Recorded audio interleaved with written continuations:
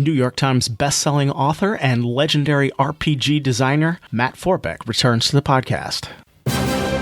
Welcome to DiceGeeks.com Tabletop RPG Show. Level up your RPG campaigns by filling yourself with stories and knowledge. Explore topics from archaeology to film history to writing to literature and much, much more. This is DiceGeeks.com Tabletop RPG Show. Welcome to the show. My name is Matt, and I am your host. This is the podcast where we learn how to become better game masters and role players by filling ourselves with stories and knowledge. All right, guys, I have an incredible interview today. But first, if you need some resources to help you cut down your GM or DM prep time, head over to DiceGeeks.com, stop by Amazon.com, or DriveThruRPG.com and just search for the Books of Random Tables. They will help you cut down your GM prep time and have more fun at the table. All right. Now here is today's interview. My guest today is a New York Times best-selling author and designer of so many games. It does not do it justice to try to list it here. Matt Forbeck. Matt, welcome back to the show. Thanks for having me back, Matt. I appreciate it. No, absolutely. It is always my pleasure. Like I said, I'm welcoming you back to the show. You were on episode 4 way back. This, I believe, will be episode 167. So I do really appreciate you coming back on the show to, just to share with us some of your gaming knowledge. I think the first time you were on, I started towards the end of the conversation skewing it more to novel writing because I was thinking a lot about that because I have written and published my first novel since we had talked. So congratulations. Well, thank you very much. But today I was hoping to keep things a little bit more focused on tabletop RPGs. And of course, we won't dig too much into your history. I will put a link in the show notes for this episode to our first conversation where we talked more about your background with tabletop RPGs. So listeners can check that out if they want to hear more of that. But first today, I wanted just to ask a question. It always seems to kind of come up every once in a while and people talk about it. And I wanted to get your thoughts on it. What are your thoughts about game masters or dungeon masters hiding their roles behind a DM screen or a GM screen? I'm of two minds about that. I mean, I understand why you want to use a DM screen a lot of the time or a GM screen or whatever, because you don't want the players peeking over and taking a look and getting surprises spoiled from them, right? Yeah. And I think that's perfectly legitimate. If you got notes on what you're running, or if you have maps you want to be able to produce, or figures you want to be able to haul out, there's no reason to have to let those be visible to the players ahead of time. Mm-hmm. With dice, I'm perfectly happy to roll out in the open, right? A lot of times I'll play without a game master screen at all. I'll just cover up anything I need to cover up with like a book or something, right? And that way the stuff's right there, but it seems like less of a fence between me and the players, right? Yeah. To my mind, it's more about collaborative storytelling than it is about me challenging you to something, right? And I know originally a lot of times, a lot of old school players tend to play the game, or a lot of these games that way, where it's like, I'm doing this and I challenge you to beat my crazy riddles I put in front of you. And I'm like, well, that's not really where we're going with this. Most of the time, at least when I'm playing. So I'm perfectly happy to roll numbers out front. We did a Cipher System version of Shotguns and Sorcery a few years ago. And Cipher System is entirely what they call player facing, which means all rolls are made by the players, right? The game master doesn't even get to make any rolls. So, which really does cut down on the bookkeeping and the trouble that the game master has to go through. It's kind of nice that way. I understand also, I mean, Gary used to say something about, the only reason you roll the dice is so that the players can hear them rattling. And in that sense, I mean, what he's really saying is that that part of the story is up to the game master, whether or not the character hits or doesn't hit or is damaged or killed or whatever. That's really up to the game master, and in a certain sense is at any point anyway, because if the game master wants your character dead, they're going to die. Right? There's not a whole lot you can do about that. The dice are there to make it interesting and to give you challenges and to settle disputes, right? I was just teaching somebody how to play this new Marvel game I'm working on today, and I was saying it's like Cops and Robbers, except when somebody says, I shot you, and the other guy says, no, you didn't. You get to roll the dice to find out, right? And if you Mm-hmm. cheat the dice, then you're kind of cheating the process and the whole idea. But Mm-hmm. I still understand why people do it. And if it works at your table, go ahead, have fun with it. For me, I'd rather be open about it. And, because that tends to surprise me as the game master as well, which is usually where I end up playing. So. Yeah, no, that's really interesting because I know there's tons of thoughts on this issue, and I think your first point is absolutely correct. There are many times when I've had maps and I don't want anybody to see my maps until they get into the dungeon or until they turn around go around that corner or something like that, because their players, their characters wouldn't have had that knowledge. So I want to, keep that from them. And so I totally understand that, to hide things. Now, of course, I've done, as I frequently say on the podcast, I have, done everything wrong I can possibly do while game mastering, while running games. So I learn, right? Yeah. So I have cheated rolls. I have, rolled in front and just went strictly by the dice. I've done everything that I, possibly could imagine. And it is interesting, because just thinking about that, about cheating the rolls or something. I tend to look at it sometimes like, I've tried to get away from doing that. Recently I did it, years ago and stuff. I've kind of gotten away from that, but I do sometimes, think like, if I'm cheating the roll to like kill a player, I think that would be wrong. To kill a character would be wrong, or to hurt them in some way.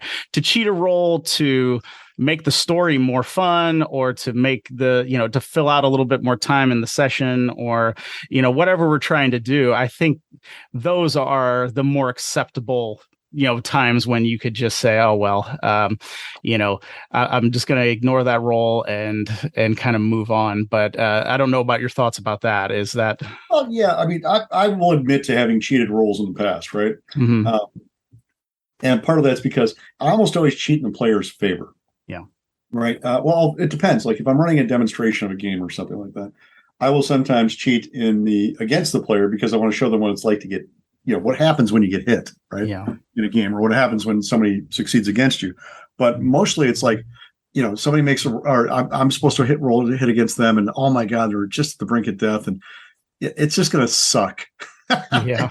If they get killed at that point, they're like, oh no, I missed. Oh God, oh geez, I'll curse my dice. It's just curse the day these dice darken my door. But I wouldn't worry about it too much. I think what it does is it allows the storyteller another little bit of another lever to pull, right? Because if the dice are not going your way and you want them to go a certain way, that's really what happens. Is a lot of times you get just tempted to say, well, the dice go this way. On the other hand, if that's what's going to happen, then maybe you shouldn't be using the dice in that situation. Yeah. But the dice allow you to ramp up that sense of uncertainty and of the heightening of the stakes for the moment in a way that a lot of other things can't. You can't tell them like, and he almost kills you. But if you say, this is going to be your fate, and you roll the dice, and there's that great moment in Stranger Things when, last season where the guy rolls a die and he gets a 20, or the little girl, I think, actually rolls a die and gets a 20 when she absolutely needs to save everybody. And you're like, that sense of triumph and joy over that is great. And you would never want to cheat anybody out of that. Yeah. But you also want a victory feels better when you feel like you've earned it, as opposed to having it handed to you. So I can understand why people like to go both ways. Honestly, I think it depends on the game and the whole way you're playing it. And, D&D is probably a game where it's probably easier to cheat rolls than it is in others, just because it's a game that tends to be pretty random. Yeah. Things can happen very quickly, and, suddenly things can turn against you just on a die roll.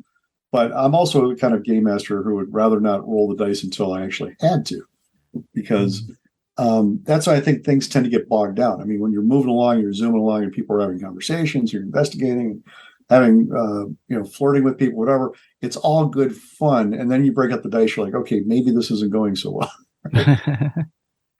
Yeah, no, that's interesting too. And I think, I know sometimes that kind of stay in my mind that when I definitely remember cheating some rolls would be a couple times when the characters were either, new characters or low level, and they were going to, be killed. The player, I roll just randomly and it's like, oh gosh, they're going to be killed. But it was a situation that didn't seem too dramatic or too, or Right. like we just got the characters made or something. And it was just like, this doesn't seem to fit. Like they're not even doing anything, if they were doing something heroic or they were saving somebody, I'd say, let's keep the role. But like, they're just doing, they were, I decided to, they take a little bit of damage because they're like pulling on a rope or something that has very little, bearing on it. And it was like, oh, actually that kills them because I just happen to roll really high, on the damage. And, so I've cheated in those regards. I remember a couple occasions where I've saved a character's life, because I didn't feel it was a dramatic enough moment. Is that something that you've come across as well? Oh, sure. I mean, if it's anticlimactic to have somebody die that way, and you're just like, well, that's stupid, right? Mm-hmm. Yeah. And you're like, well, then the temptation to cheat can be pretty overwhelming, right? Yeah. Again, I mean, a lot of times I'll roll things openly, so it's not really a choice so much. Sure. If you're gonna not cheat, the thing you have to do then is say, okay, what happens next? What is a way for us to repair this, right? Mm-hmm. Just say, oh, you died. Oh, that sucks. Let's roll up another character. Say, oh, you died, but we have death saves, which is one of the reasons you have those kind of things in D&D nowadays. Yeah. Or you have a way to have one of your buddies come over and revive you, right? And that can actually heighten the tension as opposed to making it anticlimactic. It's like, oh no, you got clocked a good one, and now your friend has to waste time coming over and help you out instead of attacking the big bad. But that means that the big bad's got his opening here to actually do some serious damage against the other guys. How do you feel about that? Would you rather tell your friends, no, go on without me? So I think there are some good ways to do that. But the dice really ideally should just give you options. It usually should be something like, you say it's a yes and or a no but, right? Mm-hmm. It's like, yeah, you failed, but this is what happens, right? It's not you failed and you're screwed. It should be you failed, but let's see what other options you have over to you. Because as a person running the game, you should be giving options to the players. And sometimes the players are in shock or they're just having a rough day or whatever, and they're not able to come up with stuff on their own. Lots of times the players will surprise the heck out of you and do whatever the heck they want without any prompting. Yeah. But if they're having a rough time, try to explore different ways that they can, succeed from there, or at least move on from there, without having to cheat the idea of what they're doing, right? And hopefully in the end, they'll still survive. The character will do well, and they'll felt an even bigger triumph because they managed to overcome this horrible thing that happened. Yeah. No, absolutely. Now, you did mention a couple of things there, about the game master rolling, or obviously there are certain systems where the game master doesn't roll and things like that. But you were kind of mentioning, things going on, and then you pull out the dice to resolve something.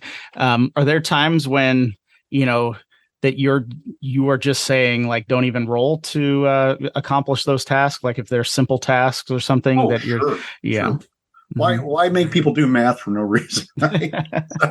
I mean, if it's like, oh, you're Spider-Man, you're gonna have to roll or do web crawl, wall crawling. Come on, you just walk up the wall, right? It's not an issue. You just you did it, right? And if I'm trying to explain how a game works to somebody, I might have them go through some pretty rote little things there to say, okay, we're going to try out this just to show you how these numbers all work together and how the dice work and everything else. But once we've gotten through all that stuff, if it doesn't seem like your character would ever, if there's really no chance of you failing, why bother, right? One other thing I think people used to screw up, and hopefully are doing lots less nowadays, is, if the progress in your adventures hinges on a single die roll, whether that's like an investigation roll or a combat or whatever, you probably want to rethink how you designed that scenario, right? Because there should never be such a harsh gateway that one thing will just derail the entire adventure, right? Yeah. And even then, you should have several chances. There should be lots and lots of ways that characters can get through an adventure. They may die at the end. They may fail at what they're doing, right? But they should be able to at least reach the end as opposed to just getting frustrated and quitting. Because nobody enjoys that kind of experience, right? It's one thing to say, oh man, we gave it our best, but it's another to say, yeah, I just couldn't figure out that riddle. Yeah. Yeah, and of course, I have made that mistake many times with players like stuck in a featureless room, and I was being clever, and nobody can roll an 18 or something that I Yeah. set for the number to get the clue that would get them out of the room, and then and then my only two friends leave, or whatever. Yeah, it's tough because you just like riddles are one of those things. If you're having a good day and the guy solved the riddle, people playing solve the riddle, it just seems like it's smooth, right? If they just pause for a while, it takes them a while to figure out. It's like that sense of triumph, right? Yeah. But some days, your brain just isn't working in the same direction as somebody else's, and there's nothing you can do to solve that riddle. Yeah. And so, is that going to be the fault point? Then something else has to happen. It's like, oh, you didn't solve the riddle. Now the walls start closing in. Now you have to actually come up with ways to solve a new problem that's arisen from your failure from the first problem, right? Mm-hmm. Yeah. As opposed to you didn't solve the riddle. Well, I guess you don't get into the tomb. Sorry, good luck. Next adventures. Nobody wants to play that, right?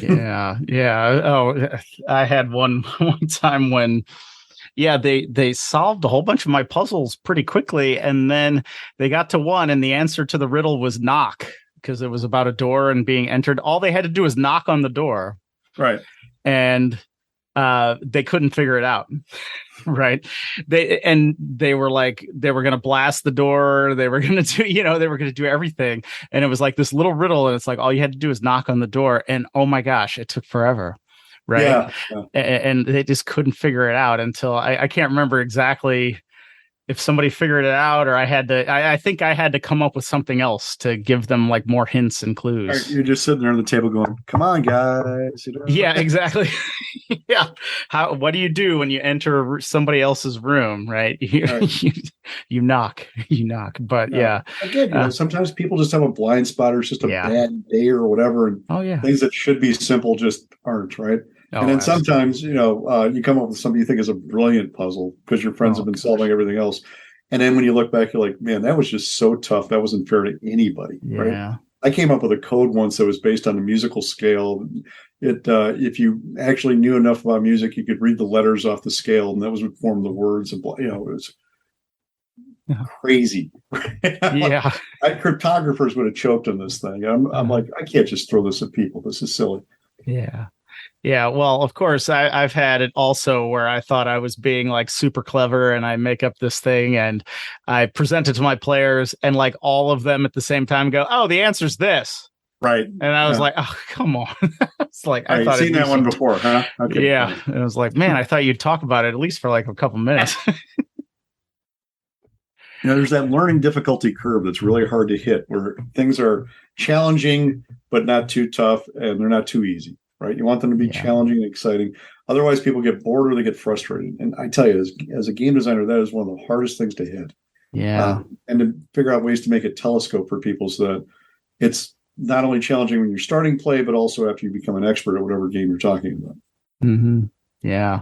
And that, of course, I mean, we brought up, I mean, it's almost a whole side issue, but the idea of investigation, right, is a big one. And I know I've interviewed others on the podcast, and we talk about this because it just always seems to be an issue when you have skills like perception or a skill like investigation. It seems like I should assign a difficulty number to find a clue or find something, but there's just a time when dice just don't roll over a 6 or whatever. Exactly.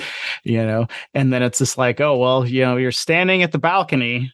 I have 3 clues for you to find, but nobody can roll over an 8 on their, even though they have a +7 on their investigation or whatever, whatever it is. This is like nobody can roll. All I'm asking for is a 12, but nobody can hit it. And it's just like, do you just have, and then of course, what do you just have them sit there and roll investigation because over and over again, because then they're going to hit it eventually, right? Right. But it just slows down the game and sucks almost all the joy out of it, right? That was the idea behind when they did 3rd edition, this idea for a take 10 rule, which basically said if you took 10 minutes, you could do these things. You automatically would succeed at stuff, right? Mm-hmm. But that takes some of the fun out of it then too. But the trick is then the things that you're giving people when they do the take 10, if you're doing investigation type stuff, cannot be the solution, but just clues to the solution, right? Yeah. Because if it's just a matter in a role playing game, you can always just skip ahead 10 minutes. It doesn't mean you're sitting there actually spending the time, Yeah. So it does get tricky. The gumshoe system that Robin Laws created, and Ken Height's done a lot of great stuff with too. That's kind of built around this whole question, right? How do you do this kind of stuff and make it exciting and fun? And part of that, I think, is the reason we run into these problems is we take games and make them do things they aren't meant to do. Like Dungeons and Dragons is not meant to be a locked room murder mystery, right? Yeah. So when you try to take those rules and force them into something else, it doesn't always work for you. No, absolutely. You can make them work because we're all intelligent people and we're role playing. We can just kind of wing it and figure it out, right? But it doesn't lend itself and lean into that easily. Yeah, absolutely. Absolutely. Well, something else I wanted to kind of bring up, I know, to switch topics just a little bit. There always does seem to be every once in a while a tension between what people can do at the table. If we're rolling combat, maybe the system is heavily geared to combat. But usually, there's always comes a time when we're talking to somebody, when we're trying to persuade somebody to do something, we're talking to that NPC and we're trying to get the information or whatever. Seems to be a tension sometimes when, in combat, a player will describe, running up a wall, doing flips, and then the game master just says, okay, well, roll these things, roll your acrobatics, roll whatever in the system, and you roll that, and that happens. But sometimes when you say you're going to make a speech, before your starship crew or something, the game master asks you to give the speech, and you kind of botch it a little bit, but then you roll really well. And the game master, I've had it happen to me, playing. I gave a speech in front of my crew and I kind of botched it because I'm tired, and I worked all day and I'm tired, and I rolled really well. In combat, I would have hit, but in a social one, I got dinged for it because my speech wasn't good enough. Right. So, yes. So what are your thoughts about that? I think that falls down to things like combat are things that we probably shouldn't do around a table. Right? Some of us are better at it than others. I mean, there are people who do, LARPs and boffer swords and all that kind of stuff that actually practice this stuff. The Knights of the Outrimer, the Society for Creative Anachronism. These guys go out and actually bash the crap out of each other with swords and such for fun. But most of us would rather not do that, especially after a long day at work. We don't really want to go out and play with sharp objects like that. So so that's that keeps combat in the realm of safety by leaving it only to dice. Whereas with social things, we figure we should at least be able to head in that right direction, right? Now, as a game master, I would never ding somebody for not doing a good job of the speech, right? I would reward them for doing a good job. Right. I would reward them for leaning into the role playing, whether some games you get karma points or you get a bonus or whatever, reward people for doing the stuff that makes the game more fun. Right. But I don't think you should penalize them because they didn't manage to pull something off. It's like, how do you play somebody who is much smarter than you are? Right? Yeah. Or more charismatic or whatever, how do you manage to do that? You can't in a lot of ways. So that's where the dice really do come in handy. So again, I think the dice should be used to accurately portray the character. And if the player can lean into that and make it even more fun for everybody, you should give them a bonus. But I don't think you should ever ding them for that, right? Yeah. For not doing such a good job. I mean, some people are perfectly happy to say, I'm going up and trying to intimidate them, and they just roll the dice, right? Yeah. Whereas I would rather have the player go up and say, I'm going to intimidate. Look here, you little bastard, that kind of a thing. And get into role playing it a little bit. And if they were to do that, I would certainly give them a bonus on their roll or lower the target number or whatever. But for somebody who just wants to roll the dice, you just go with whatever's written. It's like, well, it says there that you're going to need a 12. So fine. But by leaving the incentive in there for them to get into the role playing and maybe do better, that hopefully gets you toward the kind of game you want to play. Now, on the other hand, if everybody just is more comfortable not doing the role playing parts like that, fine. Figure out what the people at your table want to do and let them do it. Right? So, at the end of the day, it's really about you and the people sitting around the table, not what everybody else outside of your house thinks about what you're doing. No, that's definitely true. Yes, because one thing is certain, that everybody has a different table, right? Everybody runs a different table. Everybody has a different style, different players, will obviously inform what they want to do. And especially for like someone like me, I've been playing with the same group for a long time. I know the player who wants to talk for 15 minutes, right? Who's dying for that time to be like, oh, I get to make a monologue. This is what I've been waiting for, And then I know the player who's like, well, they want to kind of get their information and move on to some place where they can cast a spell or something, Yeah, I mean, the only trick then is making sure that the monologuer doesn't monopolize the time, right? Yes. But yeah, I mean, I think as long as everybody at the table is having fun and has their moment in the sun, their time in the spotlight, then I think you're doing a good job, right? Yeah. And the rest of it could just, it's all theory at that point. It's all different people. It's like cooking for people. If you cook a really fantastic meal, but everybody hates the kind of stuff you put into it, what's the point? Yeah. It could be something that the greatest gourmets are going to be going, oh my God, this is the best. 5 stars, do it every time. But my kids who will only eat macaroni and cheese are going to just spit at it. So, what's the point of making them that? Make them macaroni and cheese. Make them some adventurous macaroni and cheese. Make it a little bit more fun next time. But, don't try to force people to go against what they're there for. Yeah, absolutely. And I think too, sometimes the kind of trick between the combat and the social, sometimes depending on what system you're playing, the combat can be very specific. Like I'm rolling this and there are very concrete difficulty numbers and kind of everybody at the table knows, okay, well, this character is, the martial character. They can do all these things. We kind of got that concrete, but then on, the social characters, sometimes the skills are just kind of like, the difficulty number can be whatever, the book will even say like kind of whatever you think or, Exactly. or something, or it kind of depends on what the situation is. And so it's just like, well, I'm rolling my charisma, but I don't have a speech making skill, but on combat, I have a sword or a phaser skill and I can just roll those. So on the social side, we're just kind of, because it's like, you're not rolling against, some have you roll against like an NPC's, attribute or something like that. But other, you're just rolling it. Well, what's the difficulty number? And I think sometimes that can be hard for the game master just to come up with if your system doesn't really spell out, what, it's going to be a 10 or something to inspire your crew on your ship, as opposed to, a 20 to persuade somebody to, give you a state secret or something like that or whatever. That's a form of dice cheating by itself right there, actually. Yeah. Right? Especially if the game master doesn't tell you what the number is ahead of time. Oh, sure. You're just like, just roll it and see. Oh, yeah, that looks high enough. Okay, sure. Oh, gosh. How many times have I done that? Oh, my God. Yeah, exactly. I mean, you're just pulling out of your ass, essentially. You're like, oh, yeah, it looks good, and part of that's like, the die gets rolled. You look into the other player's eyes. You see what they're kind of expecting. You decide whether or not you're going to go with them or against them. Yeah. Right. But part of that is also that's more riffing and doing improv at that point. Like, okay, what's going to be more fun? Is it going to be more fun if this fails, or is it going to be more fun if this goes well? Right. Yeah.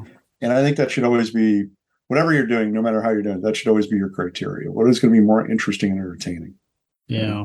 Yeah, absolutely. I mean, you walk into the throne room and you just roll charisma and you get a nat 20 and you say, oh, well, the king says we can go see a secret library or whatever. Exactly. And you're just like, well, I had hoped you would talk to the king a bit and make something fun out of this and have the king require you to go to his dungeon and defeat the monster that's been plaguing his family for, generations or whatever the story is. But yeah, I can definitely see that. Now, you did bring up a really interesting point with telling the players the difficulty number or the challenge rating or whatever people call it, or the target number. Do you tell your players the target number, or do you just... I try to design games that have target numbers built in, so it's not as much of a problem. Yeah. Right? But I generally will tell them the target number, right? Because again, I think it's better to be open about it. And I also don't think that I try to design scenarios and design adventures, whatever, that don't limit you if you screw something up, right? In fact, I mean, in a sense, failing at a dice roll should not be a screw up. It's just an alternate route, right? It may make things harder for you, but honestly, sometimes the hard parts are the challenging parts. Those are the fun parts, as opposed to, yeah, we walked in and kicked everybody's butt and just walked out with all the treasure. It's like, well, yeah, that's great. And maybe if you're 12, that's a lot of fun. But when you get a little bit older, you get a little bit more sophisticated. I don't even mean to be denigrating 12-year-olds by saying this, but you start thinking, it should be more of a challenge for you. Otherwise, it gets boring very quickly. That's the kind of thing that, beginning players are excited about because they succeeded. They're like, I don't know anything about this. I don't know what my chances are. I won. Hey, great. This is great. But as you get into playing more and more, you realize that that's not really what you're there for, right? You're not there to just, kill the monsters and take the loot. You're there for the challenge and the fun and the experience. Yeah, absolutely. And I think too, I mean, you brought up something saying like the systems you design have built-in target numbers. There are a lot of systems where the game master is basically just thinking of target numbers and difficulty numbers like the whole time. Like that's what that's like your job, right? Like you just have to figure out that target number all the time. And so, yes, systems where it is pretty, well spelled out take so much off the game master so they can be thinking about story. Yeah, exactly. Yeah. I mean, I'm working on this Marvel game right now. We have 6 different statistics, and every one of them has an attack bonus essentially and a defense number, right? So if you want to do something against somebody with a particular trait, then you have a defense number that's already built in for you right there, right? And I think that, as you say, it alleviates some of the problems for the game master. You don't have to be thinking about what is the target number. Now, if you're just trying to do random stuff, it can be more of a challenge to figure things out. But if you're trying to do person against person, the numbers are right there for you, which makes it a lot simpler and a lot less hunting around and a little bit more objective, ideally. Yeah, no, absolutely. And you did bring up another point that I wanted to follow up on is about the idea of a challenge, right? I think, and again, not to put down 12-year-olds, because I was one of them, right? With my character sheet with all 18s except for one 16, because, it would be improbable that you would roll all 18s on your attributes or whatever. So I always put a 16 in there just to make sure, to let people know I rolled it. I rolled it. But the challenge part, and I think you're absolutely right. I mean, as you get older, there is part of the kind of the dream fantasy or the wish fulfillment, right? You want to go in and you want to slay the dragon and get the treasure and different things like that. But if it just happens with no obstacles, it's not fun, right? It's not worth it, right? There was no price to pay. It's some players, maybe when you first start playing, or maybe when you're younger, you think, oh man, I just want to waltz in, grab it, and get all the hero stuff or whatever. But there does come a time when you realize, you can look back on a session and you're just like, that was so cool that I failed those like 3 attack rolls, but got swallowed and then succeeded on the attack roll, so I was able to bust out of the dragon's stomach or whatever. That was way cooler than me just walking in and killing the dragon or whatever. Right. I mean, otherwise it's just like going to the grocery store. It's like, okay, you know how to go to the grocery store. You've done this millions of times. Where's the story? There's no story there, right? Mm-hmm. It's like, I'm just here to pick up what I'm here for. That's great, but I mean, you would never tell anybody that story. If the story's not worth telling people about later, maybe it hasn't been all that fun at the table either. So that's what I tend to think about. But of course, I've been working on novels and other stuff over the last 20 years too. So I tend to think more in terms of what makes a successful and interesting and fun and engaging story than I do about whether or not the math works out entirely. So. Yeah. And I mean, I think that's a big challenge that we've been talking about kind of through the whole thing, right? It's just we're trying to tell an interesting story, but what if the math or the die rolls or whatever gets in the way, right? Or what if something else gets in the way, and do we let it? That's actually the benefit of role-playing games, because role-playing games aren't about you telling a story to your friends. It's about you and your friends telling a story together. Yeah. And the dice and the different directions they force you to go in, that's the stuff that forces you to think off the top of your head and come up with new solutions, right? And it forces the players to do that too. You're not doing this all alone by yourself. Mm-hmm. So that's where I think this is a different art form than just doing your traditional narrative. It's something where new and different things are going to happen all the time. I've been working on this Shotguns and Sorcery game that I ran. We did a Cypher System edition. We just did a 5th edition version. And literally, I'm surrounded by boxes of books right now that I'm shipping out. Mm-hmm. And I've probably run the same adventure for the 2 different systems like 40 times now, right? Mm-hmm. And it's amazing how, part of what I did is when I designed the scenario is I made it so that it would be open at certain points. I just wanted to see what the players would do. Mm-hmm. And like 90% of the players would do something different every time. Yeah. Right? It's very rare that you get people doing the same thing every time. And it's wonderful to see them kind of, click their heads together, try to come up with a plan, see if they can execute it, and then describe to them what happens if they do it well or if they screw it up, and what are their options then. It's more about improv than it is about plotting out a story that you're going to present to people. Yeah.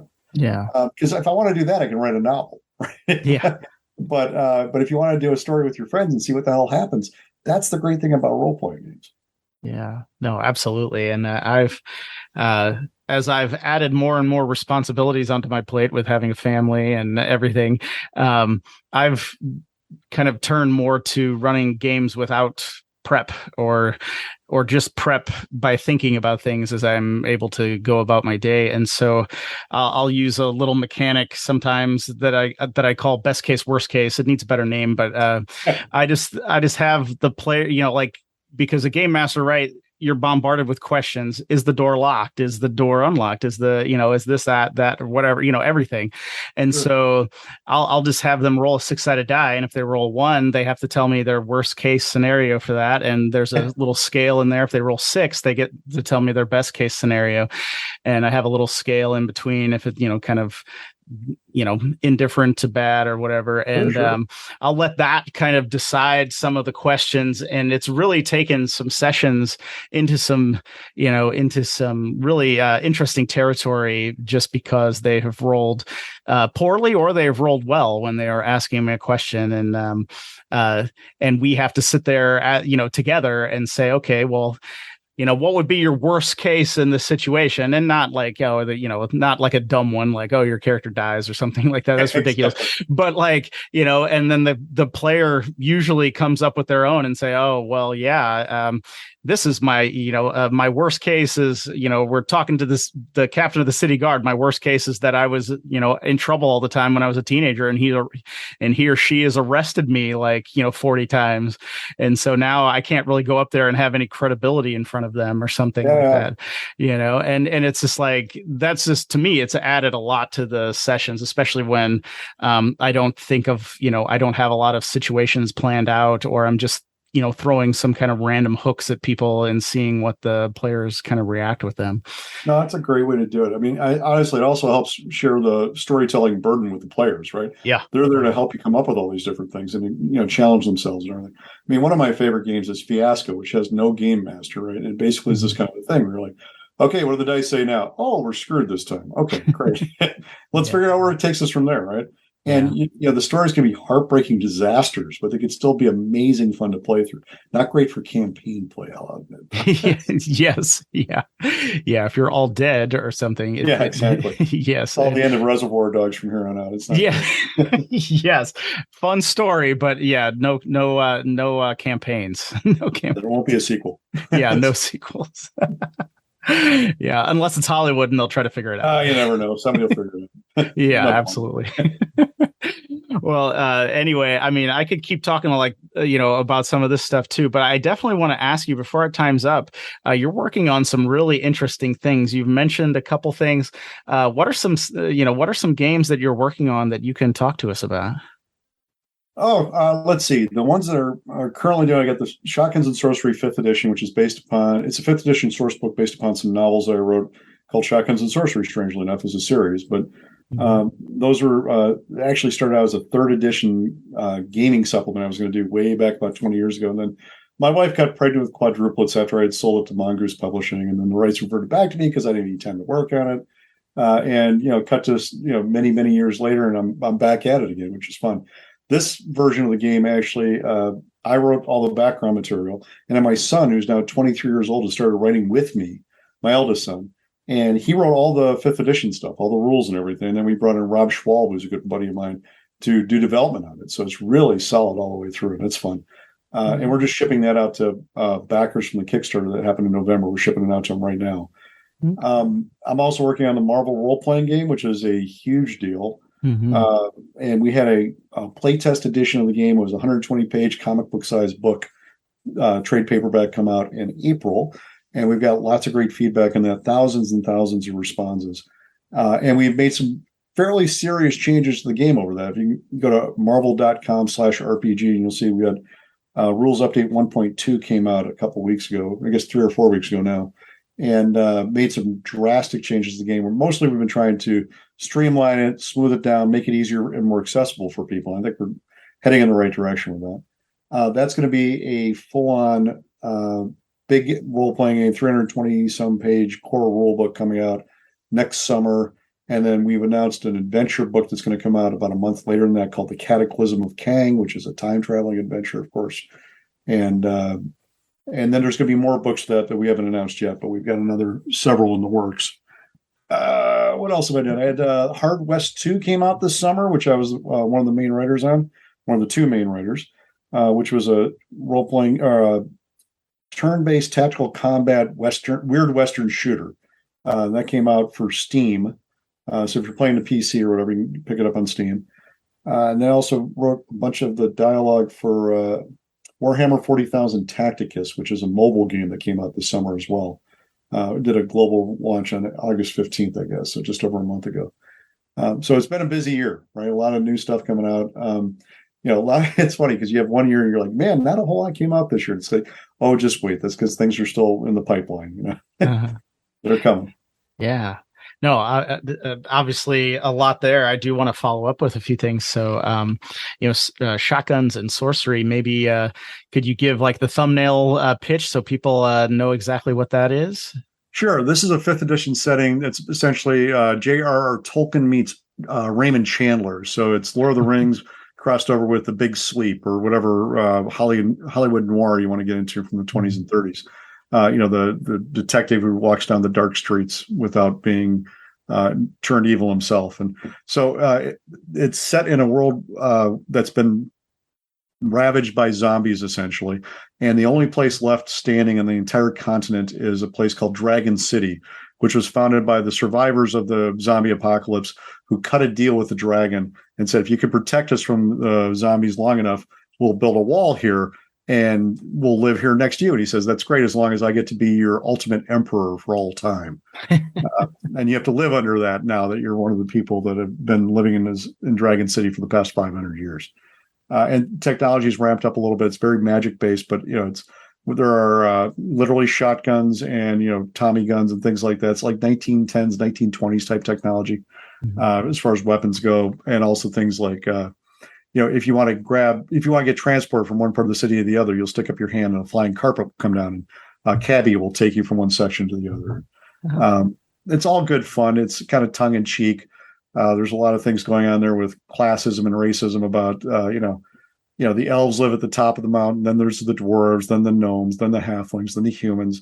And down at the bottom, right at the very edge of the city where you can still hear the zombies clawing at the walls every night and moaning and groaning for your brains, that's where the orcs and the goblins and such who manage to survive live.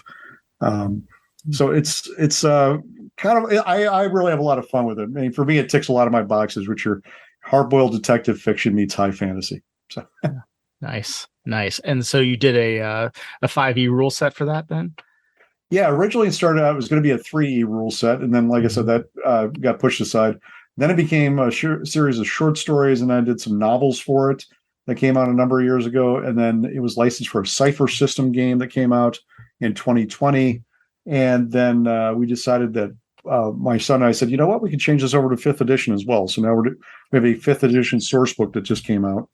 Or is just being released to the backers, and it should be available to the public hopefully in a month or so. Okay. No, that's great. And I will be sure to put links in the show notes for that it'll probably be available when this podcast goes. So I'll be able to put that link in there. So that sounds really awesome. But of course, yes, we could probably have an entire podcast about you working on the Marvel game, right? Yeah, that's been a lot of fun. It's tricky. I mean, it's a very big universe.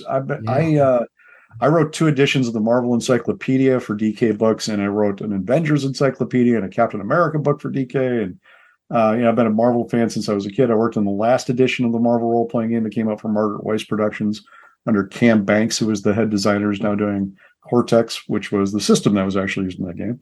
Mm-hmm. And I've been involved with this kind of stuff for years. I did a superhero game called Brave New World that came out in 1999, which was a dystopian superhero game from Pinnacle, which I was the co-founder of way back in the day.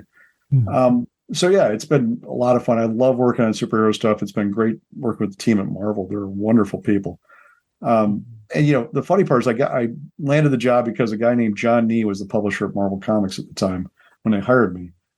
John since moved on, but he was the guy who hired me to help Jim Lee and Drew Bittner design a collectible card game for Wildstorms back in the mid 90s, early 90s, for Jim Lee's division of Image Comics. And now Jim's gone on to be the chief creative officer at DC Comics, and John had gone on to be the publisher of Marvel Comics, right? So that was a very hellaciously powerful little crew they had there down in La Jolla, California for a while. So, yeah.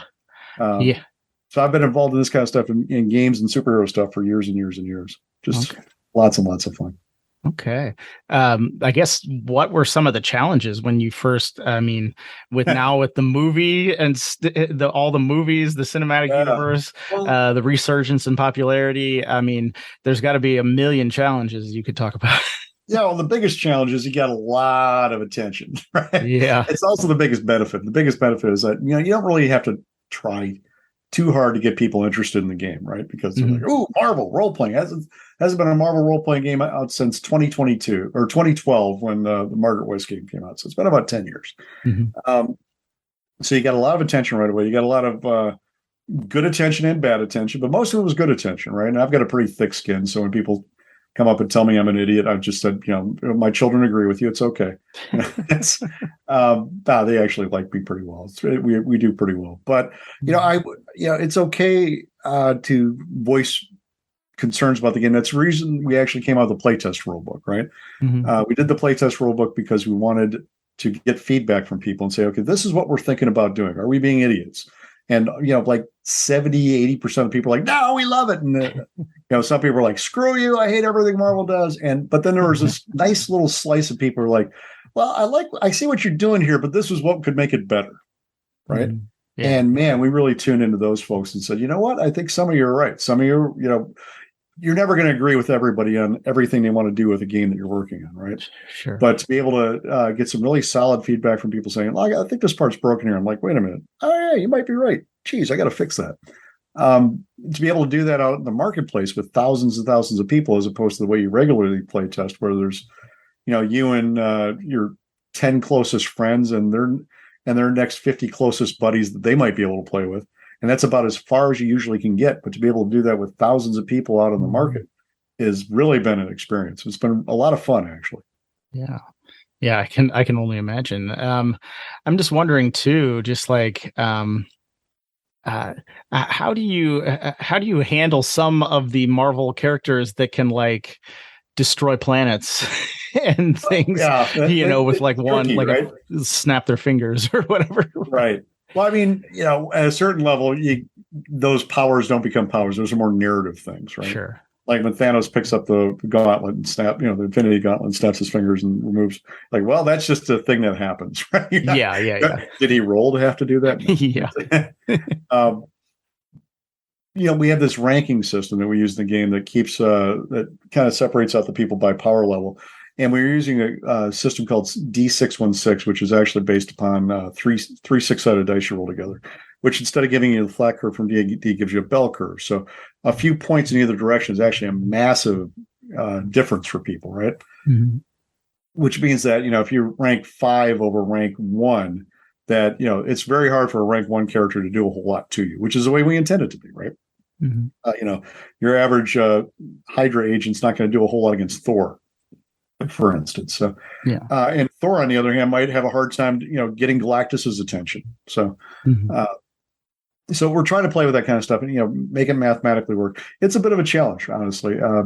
My favorite game that did that originally was the old DC Universe game or DC Heroes game that Greg Gordon did that actually had logarithms in it, right?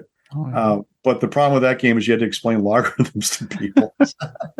you know, and I actually spent a summer teaching people how to play that around the game stores in Chicago and Milwaukee when I was in college. And once you could see it click. Once they got it, it was fantastic, right? Mhm. But getting them to get it was a little bit of a journey a lot of the time. So with this game, we're trying to do cheat our way around that by making a system that's easier for people to pick up and play, but has some of those same kind of telescoping techniques in it that you can use like that. Mm-hmm. Yeah, we'll see if it works. Who knows? Yeah. Yeah, no, I mean, it's really fascinating. And to see, to see some of the playtesting materials out there and stuff that I've looked at, it's just really, it's really interesting to see it kind of all come together. And I'm just, I'm just kind of thinking too, to me, I mean, obviously you've worked on, a lot of famous properties. To me, I think like, what is it like to work on a property like that? But of course you've already worked on some of those properties, before, because I know there's always a tension between, you can't do some things because they're, reserving that for movies, or they're reserving that for comic books or stuff like that. I know there's always a little something between, when you license a property, when a property is licensed from somebody, whether you can use a character or something like that. Yeah, that was like, for instance, I was the developer for the Lord of the Rings role-playing game that came out when the Peter Jackson movies were going, right back about 20 years ago. Yeah. And that was a real challenge because the license covered everything that was in The Hobbit and the Lord of the Rings, and the parts of the Silmarillion that were not also referenced in the index, the parts of the index that were not referenced in the Silmarillion, right? Okay. So, for instance, we couldn't talk about the Blue Wizards other than to call them the Blue Wizards. Okay. We could use the word Istari, which is what the technical term for the wizards that come to Middle Earth, right? Mm-hmm. So there were a lot of things we kind of had to dance around, and that was tricky. And you had to get, because it was based on the movies, every time you used an image of an actor, you not only had to get the permission from the people who own the movies, but also the actor's permission, which meant that every time you did this, I had to go through, 6, 7, 8 dozen different people, which was kind of nuts. Working with Marvel has been really easy comparatively because there is no licensor in this case, or licensee in this case. Marvel's publishing the games. I'm actually working directly with one of the departments of Marvel. So, okay. They give me a lot of guidance about things they like to see, not like to see. It's not like I'm going out there trying to do like horror movies with the Marvel role-playing game, right? Yeah. I generally get the spirit of what they're doing. I've been working on a lot of Marvel stuff over the years, so our sensibilities tend to dovetail very well for that, and it hasn't been much of a challenge at all. So I've been very happy to work with those folks. Sometimes when you're working with people, it can be a real brutal time. You're like, well, this is what you told me I could do. No, we didn't mean that. But you told me. You signed. Fine. Because, your licensor, those are the people that have the final say, no matter what you may have gotten them to say before. They can always step back and say, nope, we changed our mind. So, but in this case, we're working with some really solid people who are doing some great stuff. So no complaints at all. Yeah, no, that's awesome. And I mean, I don't know if you can, but can you briefly, maybe you mentioned the dice system a little bit. Could you briefly kind of explain that a little bit more? You said it was sure. It's D616 is a 3D6 system. The trick is that 616 is the code for Earth 616, which is the Marvel universe, which is the Marvel Comics universe, which is kind of a play back when DC was doing this stuff. They had Earth 1 and Earth 2, and they're like, yeah, these are the most important ones because they're the first one and the second one. And the Marvel guy's like, well, this is Earth 616. We're actually just one of a large group of Earths, right? So way down the channel, nobody cares about us, but we're doing all these amazing things. It was kind of a tongue-in-cheek thing. Mm-hmm. So when you roll the dice and you add your ability modifier plus your rank gives you your final number. So your die roll plus, let's say you got a 6 in might, which is your fighting stat. Die roll plus 6 plus your rank 3, that's plus 3, so it's plus 9 plus your die roll, and that goes against the target number, whatever you're trying to hit, right? Whatever their defense happens to be. You add up those 3d6 dice, and your average roll on 3d6 is a 10.5. So, maybe it's not obvious, but I've been doing this for a while, so that's what it comes out to. Anyhow, the kicker though is if you get a 1 on that middle die, right? There's 3 dice. One of them should be an off-color die. We call that the Marvel die. And if you get a 1 on that die, if you get the official set, it'll actually have a Marvel logo in place of the 1. That means something spectacular has happened, right? So if you're trying to attack somebody, you get a 1 on the Marvel die. That 1 counts as a 6 for your attack roll, and you do double damage, right? And sometimes it'll do other things depending on what kind of powers you're trying to use, as opposed to just punching somebody or shooting at them or whatever. So it's got these neat kind of way to not only have a power that you can use, but also have a special effect that kicks in on occasion, right? As opposed to happening every time. The default special effect for damage causing attacks is double damage, but there can be other ones as well. And this has been a lot of a fun system to work with. I think as we originally had these things called archetypes that we were going to use, and they were more like classes in D&D, and eventually I came around to thinking, why are we even bothering with this? There's plenty of differentiation between characters just from their powers and their backgrounds and everything else. And the rest of the stuff is just making the math harder and harder to work with. So, and making it harder for people because they would end up having to, add several different numbers together as opposed to, add your die roll plus your action modifier, which we've already figured out here for you. It's 1 number. And it's fairly simple. Now the damage is actually, you take your Marvel die and you multiply it by your rank, right? So let's say your Marvel die was a 3 and your rank 4, you did 12 points of damage. Nice and easy. It's all 1 roll. You don't have to make a separate roll for damage. The neat thing about that is the higher you roll on your attack roll, the more damage you do, which is intuitively the way it should feel, right? Like in Dungeons & Dragons, if you roll 20 and then you're like, and I'm going to roll for damage, and I got 2. Okay, great. Yeah. Not trying to knock D&D. I love D&D, right? But I thought this was a neat solution for that. Geez, I had a really great hit and it didn't seem to do what I wanted it to. Now the things that are dramatically exciting for you also give you rewards that way. Yeah, that's really interesting. I really like that because yes, rolling minimal damage after you roll a nat 20 is always just kind of like, oh, come on. I wasted that great roll, right? Yeah. And the other thing you can do is there's a system of edges and trouble, right? So if you have an edge, it's basically like having an advantage. That means you get to pick one of your dice and re-roll it, right? And you always get to choose the better result. So, it might be that you want to re-roll your Marvel die because you're trying to get that special result, or it might be that you got a 1 on one of your other dice. You want to re-roll that to try to give yourself a higher roll. And if you have troubles, you always have to re-roll whatever the better roll is, and then take the lower of those 2 rolls. So, and you can affect that by doing different powers and different maneuvers in the game. You also have a mechanic called karma, where you can spend a karma point to re-roll a die, so that's kind of fun too. And you can earn karma points by doing exciting things in the game and playing your character well, and doing other things that the game master approves of. The game master is called the narrator in this game, so because that seems appropriate for comic books. Yeah, because occasionally there is somebody telling you stuff and you don't know where they are.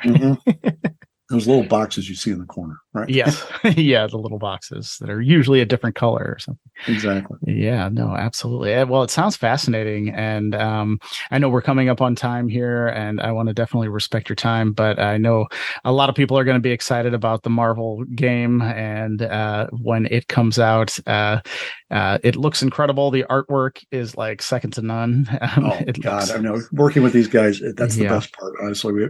The original art they're coming up with for covers and for interiors is amazing. Yeah. But then also we get to tap for a lot of the other stuff, this incredible library of art going all the way back to the beginning. And so good. That's really nice. That is really nice. And I'm sure that people can make their own heroes as well as play classic heroes. They can, actually. And that's been one of the biggest challenges of the game. I mean, sometimes you do these games and you're only supposed to play the existing heroes, but in this one, we actually encourage you to come up with your own characters, your own villains, and everything else. And there's a full breathing character creation system included in the game. Nice. All right. Well, Matt, where can people find some of these awesome things that you're working on? Well, if you go to Forbeck.com, Forbeck.com, I try to post there occasionally, but I'm terrible about it. You can also find me on Twitter at mforbeck. You can find me on Facebook at Forbeck. You can find me around town. I go to conventions occasionally, things like that. But go to see those sites. If you're looking for more information on the Marvel game, go to marvel.com/RPG. If you want to know more about shotguns and sorcery, right now I have the domain shotguns N as in Nancy sorcery that points at the pre-order page, which is not quite closed down yet, but probably will be by the time this comes out. And then that'll probably reroute to the page on my website that tells you more about it. All right. And like I mentioned earlier, I will be sure to put some links to those in the show notes for this episode at dicegeeks.com. So anybody who's listening right now, if you missed those links, you can head over there and find those links to the Marvel role-playing game, to Shotguns and Sorcery, and to Forbeck.com. Well, Matt, it was a pleasure just having you on here. I could keep talking to you for like, I don't know, 3 more days about RPGs and about the stuff you've worked on in the past and stuff. But just thank you so much for coming on the show again. Oh, thanks for having me back again. I really appreciate it. It's fun. All right, there you have it. I really hope you enjoyed my interview with Matt today. It is always incredible to have him on the podcast and to talk about game design and what he is working on. Absolutely incredible, especially to have him all the way from the first few episodes of the podcast. Now that we've been going for a few years, it was just great to talk to him again. As I mentioned in the show, you can check out the show notes for this episode at dicegeeks.com. You will find links to some of Matt's many, many RPG creations, as well as a few links to the new Marvel role-playing game, which you want to definitely check out. Again, dicegeeks.com, show notes. Find them there. All right, now, if you want some free stuff, you're going to head over to dicegeeks.com/free. You're going to get a whole bunch of cool, fun stuff, some surprise free PDFs, and each and every Friday, you'll get an email update from me letting you know what's going on here in the wild world of Dice Geeks. So, you know what? I really thank you guys so much for listening. If you would like to support the show financially, you can do so at patreon.com/dicegeeks. Also, like, rate, review, subscribe, all that stuff. I mean, you know all that stuff now. So please do that wherever you're listening to this podcast. That greatly helps the show. And like I just said, thank you so much for listening. And until next Wednesday, keep gaming.